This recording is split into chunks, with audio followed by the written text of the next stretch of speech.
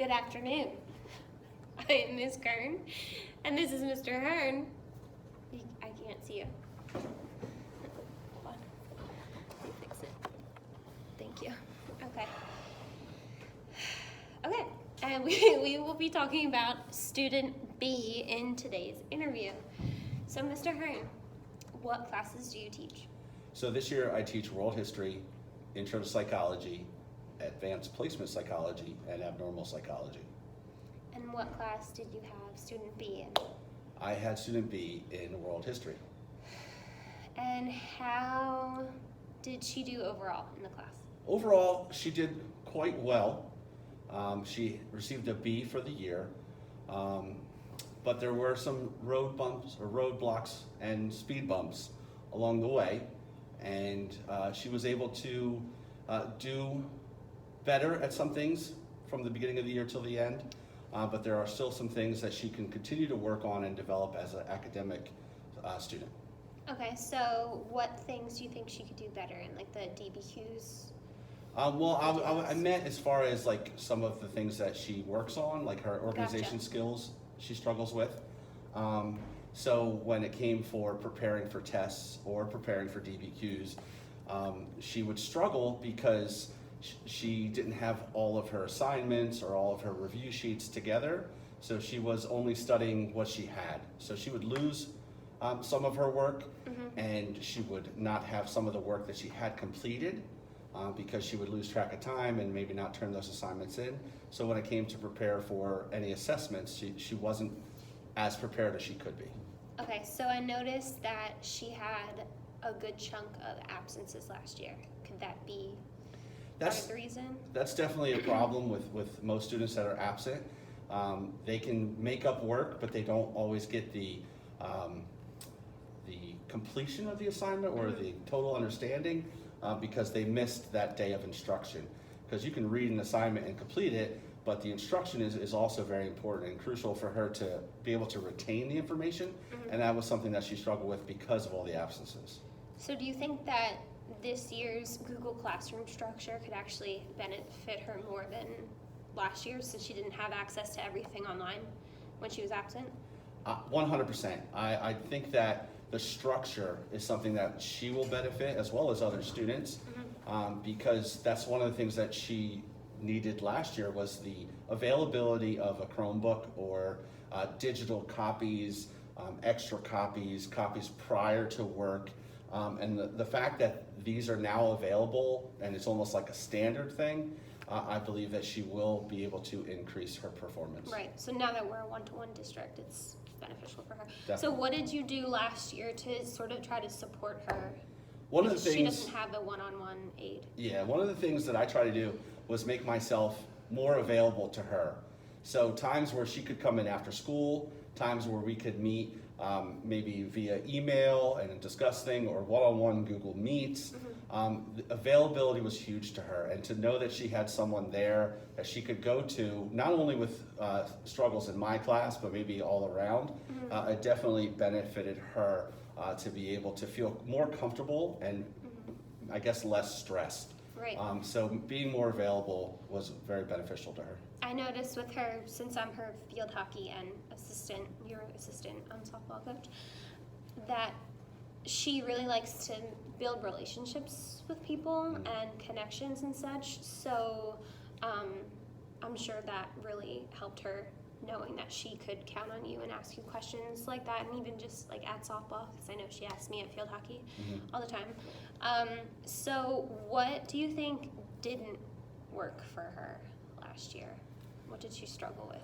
I think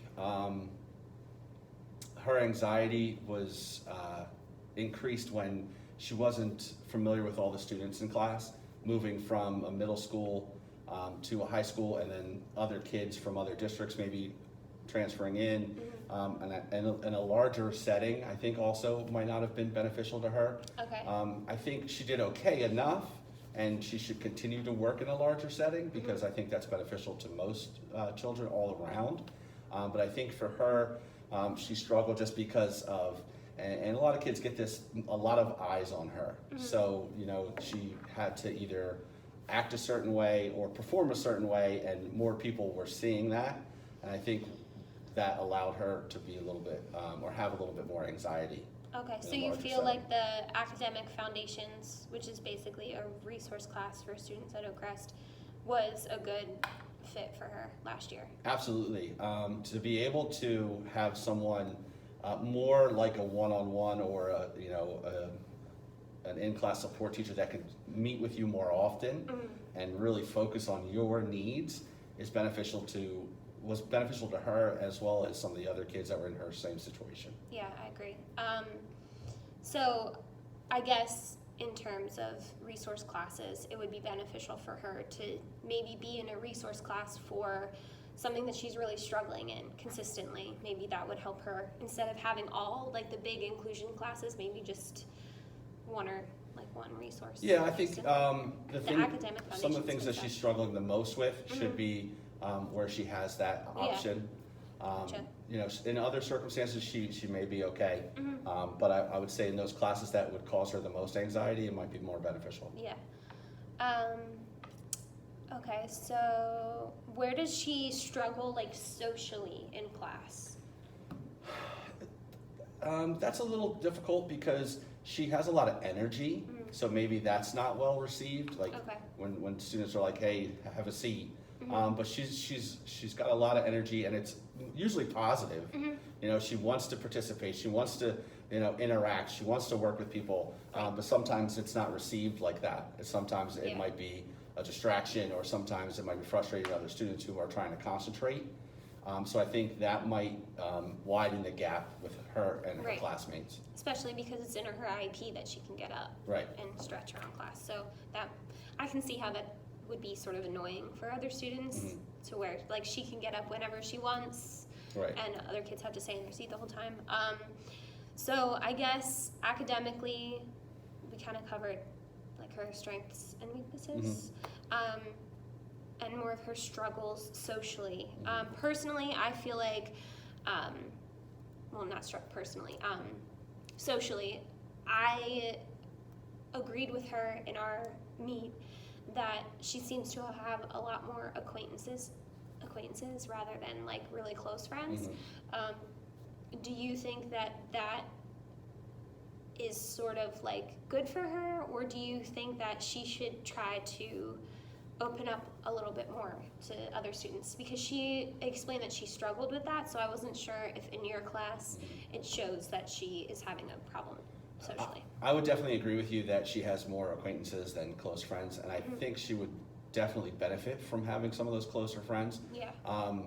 Just because that allows for you to feel more comfortable, and when you're more comfortable, you're not like holding back, and you may be able to perform better. Right. So, and I've seen that, she might attach to one or two, but if you don't have multiple classes with those individuals, then you're going to struggle with classes where you don't. So I think it would benefit her if she could form those better relationships with more students. Right. She and I had the conversation, that's why I figured I'd bring it up, and I think it's kind of a confidence thing with her where she doesn't like know if she fits in some places, but she honestly can. And I get a lot of questions with her at field hockey practice, so she consistently comes up to me and asks me what she could be doing better, or what she did well in games and practices. Did she do that with you in class? She does, and I think that's she wants to be better than she is, which is a good way to look at things. Like, she wants to always improve, but she does have these things that kind of cause her to be distracted. In class, she would ask for help, or she would, visit with me one-on-one when she needed extra help, but she didn't do it enough. And I think that judgment, from her peers of always asking questions or always talking to the teacher, there's always that thought in the back of your head, like, what do they perceive I'm actually doing, or what do they think I'm actually trying to do? But I think she would continue to benefit from that because she does take that input and she does do it. She does make those corrections or make changes, which is really good. So she's pretty much halfway there. The fact that she is willing to do that, which a lot of kids are not, And then she also uses some of that stuff, but I think she needs to do it a little bit more often. I feel like personally, when I was a student, I had trouble asking questions in front of the class, and she doesn't have any trouble doing that. I don't think she seems any shame in that, and I think that that's really great. And if she could just work on her confidence a little bit, I think she would be much better. But do you see a difference in her when she comes in the morning versus at practice? From what the limited time that I did see her at practice, there was a little bit of a change in her behavior, but I've also seen both sides of her. I've seen her very energetic at both, and then I've seen her lethargic in both.